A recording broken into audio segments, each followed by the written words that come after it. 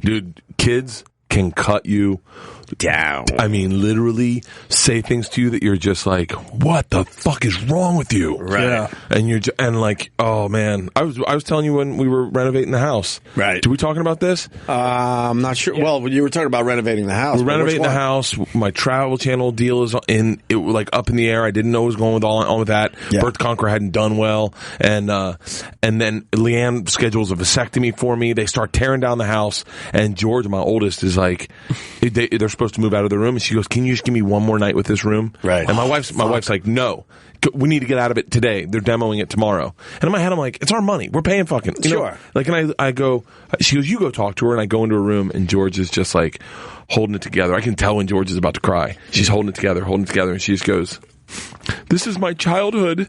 That sticker I put in the day we moved in, and they'll tear it down, and I'll never have that moment again." Oh. And she's like, "I don't want to grow up, Daddy." And then hugs me, and I'm just sitting on her bed, holding it in. Yeah. And then she just looks at me, and she goes, "You can cry, Daddy." And I'm fucking, like sobbing. My wife opens the door and is like, shuts it. Oh. I know, man. I get that. Fuck. I went home yesterday because you guys were asking me the last time I cried. I couldn't remember, but I do have a good story. So I picked up my daughter from school a while back. She at the time she's only like 3, okay, with her giant backpack and and all of a sudden she gets into this whole thing of, "Daddy, trees die, right? Yep. Cats die, right? Yep." And she's just listing everything that dies. And then she goes, "But people don't die, right, Daddy?" And I just start, bawling at that one. Yeah. Just because of the innocence of that whole thing. What'd you tell her? Of course you say, "Yeah, people don't die." She fucking lost. You lie to them. You ruined the whole day. At 3. You lie to them and tell them they go to the hospital. That's it. They go to the doctors. Let me tell you something. You have to. But, she's listing everything that dies and then hits me with that right, Daddy? And the confidence, like she knows as a 3-year-old that people, in her mind live forever. You know who fucked up that for me, my family? Amy Schumer. Amy Schumer? What'd she do? Yep. We go, Amy and I did a show together on Reality Bites Back. Right. So my wife and Amy, my sisters and Amy are all really good friends. And so when we'd go out of town, we'd call Amy and say, "Hey, our house is available if you want to take meetings or something." This is when she was just broke. Right. Of course she'd take it, stay out here, stay in our house, watch our animals, and then stay with my sisters, get high, have a good time. Nice. We had a hamster that needed shots. So we're gone for like a month. And we get back, and the hamster's in the cage, but there's a note on top of the cage just wrote, "Hamster's dead." Oh, my God. I think she gave it a shot and hit it in its spine and killed it. She killed your hamster? Hamster dead. That's all it says. The girls can't read. They're too young. Oh, my God. Hamster dead. So where was the hamster? It's just in the cage. Oh, my God. She's a terrible person. Yeah, she goes, "Hamster dead." So, like, I think she told Leanne before we were coming in, to drop off the keys, but that's the note I see. Yeah. And so we go, I'm drunk because we just flew in. And so we go downstairs to bury the hamster. And my daughters are almost like, they're like flippant. Yeah. They're like, "Yeah, not a big deal." Right. And they're making jokes. And Leanne's like, "Hey, guys, this is whatever princesses. Come on, we're burying Princess." And they're like, "It'll be fine. We'll see it again." Right. And Leanne's like, "No, the hamster died, girls." And they're like, "What does that mean?" And they're like, "Died. Like, do you remember your fish? You remember how your fish died?" And they're like, No. Our fish is at the hospital with Grandma." And they're like, "Oh, Grandma's dead too." And they're like, "Grandma's dead? Hold on, what's dead?" They're like, "You'll never see it again." And they're like, wait.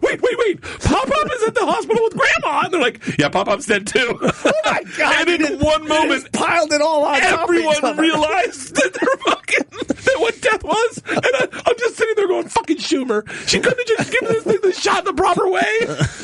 Or go get another hamster. Everyone knows that trick. Fuck. I got... if my wife's listening with the kids, please turn off the radio. Please turn off the radio. I got 2 dead hermit crabs, and I don't have the heart to tell the kids because, like, my daughter thinks, and all you have to do is paint their shells the same. Well, so they went underground. and they went underground and never came up. They were shedding, but they both died underground. So I've been telling the kids that they're still underground shedding, and I'm still trying to figure out when I do the old switcheroo. But every time I go to the pet store and see the new hermit crabs, they see the shells. Yeah. So they're smart enough to know, like, wait, Daddy, we saw that we saw that hermit crab yesterday at the pet store, because that's one of our things. We go to the pet store a lot just to kill time. But I got 2 dead hermit crabs, and I have to switch them out. There's no fucking way I'm telling them they're dead. They got names and everything, and they talk about them. We've gone through so many Siamese fighting fish, like probably 10 each. Yeah. There was one time where we got back from vacation, and Isla's Siamese fighting fish was dead. And Isla starts crying, and Georgia, in a weird way, started like enjoying that hers was still alive. Oh, wow. And she's like, mine's still alive. and it's making it worse, and Isla's really crying, and Leanne's like, hey, a little respect, Georgia. And Georgia's like, what? Like, she really, it's a weird, because I'm watching, she's like, what? Yeah. And we're like, Isla just lost her fish. Yeah. And she's like, it's okay. Mine's fine. And Isla's like sobbing. So we all in the bathroom, we put Isla's in the toilet, and Isla goes, wait. This is George's fish. Oh, shit. And Georgia goes, what? And then looks and Georgia starts sobbing, and Isla goes, mine's alive! Mine's alive! And Georgia's there. This is not fair. That's what happens. Oh, came back to you. See, you have to look forward to Chris. You know what? It's You're funny. in the easy stage, 1.5 years. You don't have to explain shit yet. But like when you guys were talking about dead animals, I completely forgot that I did this. When I was like 8, maybe 9. And my cousin who lived downstairs, her rabbit died, okay? So my aunt wrapped the rabbit up and told me, she was like, can you go put the rabbit in the garbage can outside? Don't let your cousin Elena see it. She's going to come, she's going to come home, and I don't want her, just do that. Do me a favor, put the rabbit in the garbage can. So I was like, okay. So I went to go put it in the garbage can. And then this is the thought I had. I was like, you know what, though? This was my cousin Elena's rabbit. I feel like she should say goodbye to it. So, my Aunt Eileen. Oh, no. This is what I did. This is seriously what I did. This is what I really did. My Aunt Eileen went out somewhere. So I kept the rabbit in the corner. Yeah. And then I put it under my cousin Elena's pillow. The dead rabbit racked up in 4 Stop and Shop bags. How old were you? I was 9, so I knew what I kind of. How old was your cousin? 9. 9. So she went to bed that night and tried to get comfortable, and the fucking dead rabbit was under her pillow. Like the Godfather. Yeah, and she wakes up next and all the blood's all over her. Yeah, she was like, what? What? They woke me up out of bed. They were like screaming at me. I was like, I was just trying to do something nice. And my mother's like, you put a dead animal underneath your cousin's pillow? And then I remember the next day, like her talking to my dad. My dad came to pick me up, and they were talking about how they think I need to go see a child psychologist. But I didn't. That's twisted. But it was out of love. You were 9. But I'm just saying, like how Bert's daughters like making fun of the dead fish. Like we don't realize, Dude, I had an iguana in college named Wilbury, after the traveling Wilburys. Nice. I got it a freshman year. My first junior year, we're living in this house. We have dogs. And apparently, my buddy's dog got a hold of the iguana and killed it. My buddy Obi just put it back in the cage and didn't say anything. And so I come in and I feel like I've killed it. And I'm like fucking really upset. I'm like, God damn, I've had this pet for like 4 years. Right. So I'm like, I'm not gonna bury it. I'm just gonna cremate it. Cremated iguana at college? I had no clue how hot you have to make it to cremate it. I just rolled it up in newspaper. Oh my God. Like a joint. Giant joint. And put it in the fireplace and lit it on fire. And I just sat there and I was like, there we go. And then all of a sudden, the paper just kind of goes away. And you see this figure iguana. Its lips had curled up. Its fingers had curled back. Its tail was real tight. And it's like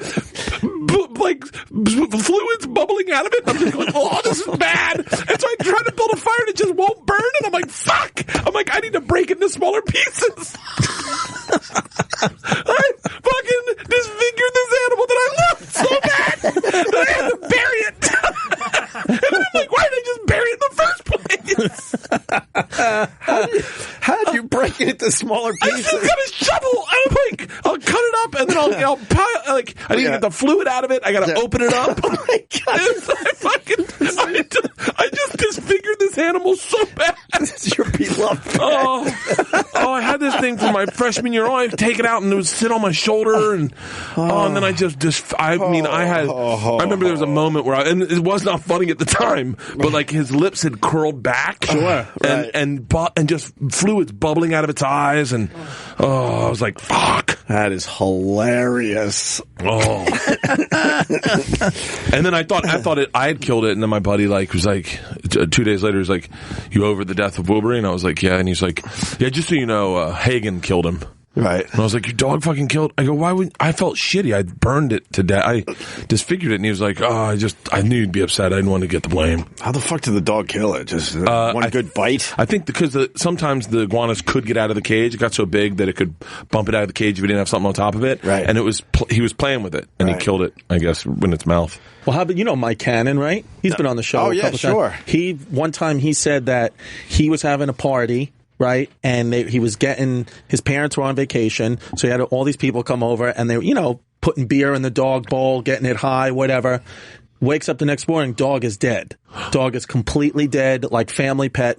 So he's like, oh shit. He's like, what am I going to do? What am I going to do? So his parents all of a sudden come home. They come home like early. He's like, what the fuck? He carries the dog outside, puts it up next to the tree, and backs the car up into the dog. to tell his dad, to try to make it look like he accidentally killed the dog, and he backed up twice, to do it twice.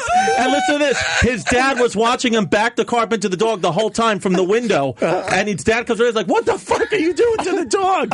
And he was like, I hit him with the car. He's like, no you didn't, I saw you lay the dead dog and run it over twice. And then he got sent to military school for a year.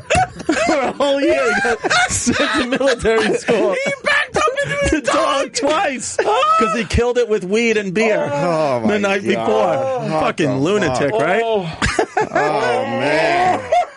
So great. Who is this guy? Mike Cannon. He's a great guy. He's been on Opie show a couple of times. He's a comic. He's twisted. Twisted fucker. Mike is twisted. Yeah. He's fun though. Mike is all right. Well, you know Kurt Metzger. Oh, sure, yeah. So when I first started comedy, I worked the door at this place called the Boston Comedy Club. Oh, yeah. And I used to hang out with Big J and Kurt Metzger every fucking night. So one night, and Big J hated that Kurt Metzger had a cat. He hated that Metzger had a cat. He was like, and Kurt, for those of you who don't know, grew up a Jehovah's Witness. Yeah. Very sheltered, like just different. So, and then Jay's chick got pregnant, and he's like, man, you gotta get rid of the cat. And Kurt's like, no, I'm not getting rid of the cat. I love this cat. So finally they split up. They moved different places. I haven't seen Jay in a while. And I see Jay and I go, so will they move out? And he's like, yeah, they moved out. And I said, did Kurt find a place that could take a cat? And he goes, no. And he's really upset. He goes, no. And I go, what happened? He goes, Kurt just said he just let it go. I go, let it go? And he goes, yeah, in a story, he just let it go. I go, you can't let a cat go in a house cat. Right. Kurt's sheltered brain just opened the door, was like, be free! You're gone! You're one with the earth now! It's probably got no claws. You can't let a house cat go in fucking Astoria. It's my favorite. And Kurt's, with those feral cats out there, it doesn't have a chance. At all. It's a house cat just like, what the fuck, man? Right. And then Kurt always goes, that's not how it happened. But Jay and I remember distinctly how it happened. That's how it happened. But Kurt liked the cat. Kurt loved the cat. So why would he get rid of his cat? So we had this visual of Kurt doing that, like from Annie when she wants the dog to get away, you stupid cat. Yeah. And the cat's just staring at him. He's like, no, I hate you. I hate you. Run away. Oh, I got to meet Mike Cannon. Mike Cannon's a great guy. That might be one of my favorite fucking stories I've ever heard. And he tells it like fucking straight face. Like you're a lunatic. Right. Look at him. He's a fucking psycho. There he is. My boy. He ran over his own fucking dog? Yeah. Oh, fucking guy. God. Oh, that's fucking hilarious.